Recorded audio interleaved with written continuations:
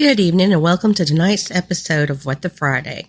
Now, y'all, it's been a long week and I feel like I've done nothing but schoolwork or I've been on the road.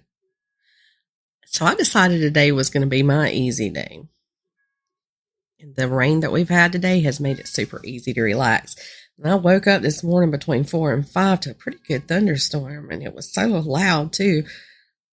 Then after I took Nick to school, I went back to bed and slept till around noon. I guess I was super tired. But anyway, I probably should tell y'all that my identity has been suspended. So I'm not sure who I am at this point. So I don't normally answer numbers that I don't know, but it looked like a number from the school district office, so I answered it.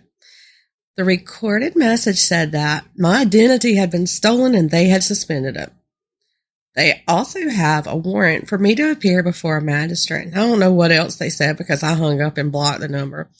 But y'all, the scammers are very active right now. I got a call around 3:30 this afternoon from Nigeria, and that recorded message told me that my Amazon order for a MacBook Pro and AirPods had been shipped and my bank account had been debited $1,500.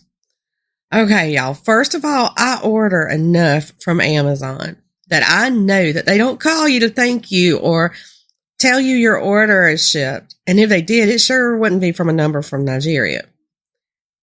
So I blocked them too. Now, the only reason I answered that number was because I was hoping it was my Nigerian prince who keeps emailing me.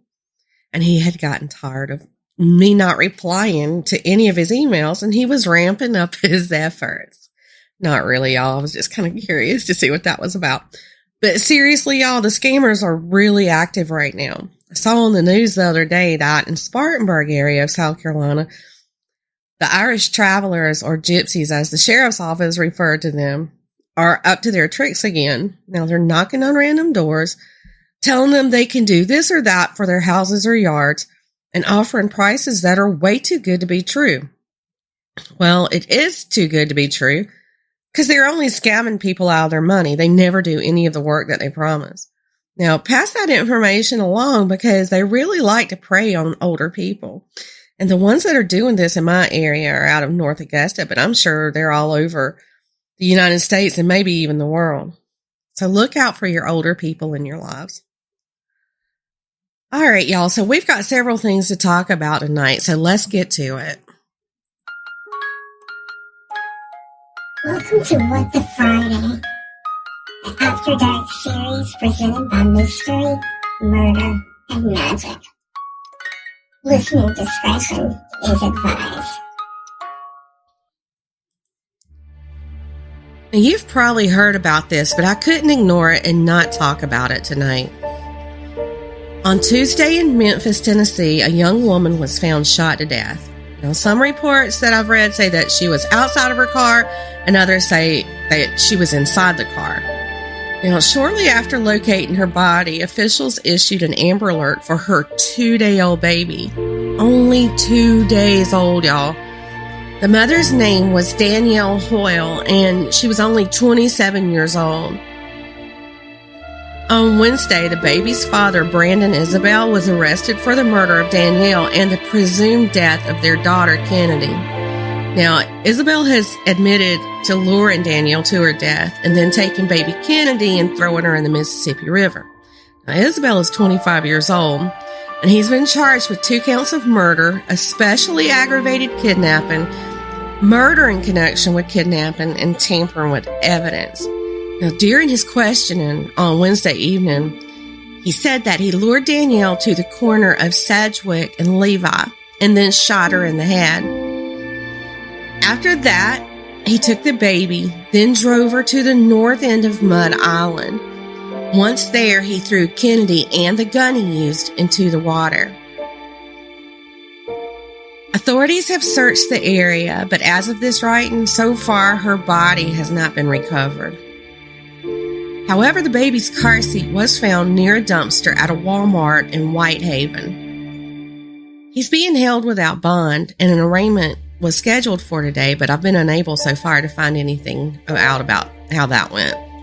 Now, on Thursday, which was yesterday, officials had to suspend the search for Kennedy because of inclement weather in their area, and the search will resume once the weather allows. Now, there's still a lot that will be coming out in the future about this case, so I'm going to be updating as I learn more. But I do have to say, y'all, that this is one of the most heartbreaking recent cases that I've talked about, maybe even the most heartbreaking. Danielle's family lost not only a daughter, but a grandbaby. I just can't even imagine the feelings that they're going through. And my thoughts are definitely with her family and friends. Tonight, I'd also like to talk about a couple of local missing persons cases. 29-year-old Alexis Ware is missing out of Anderson County.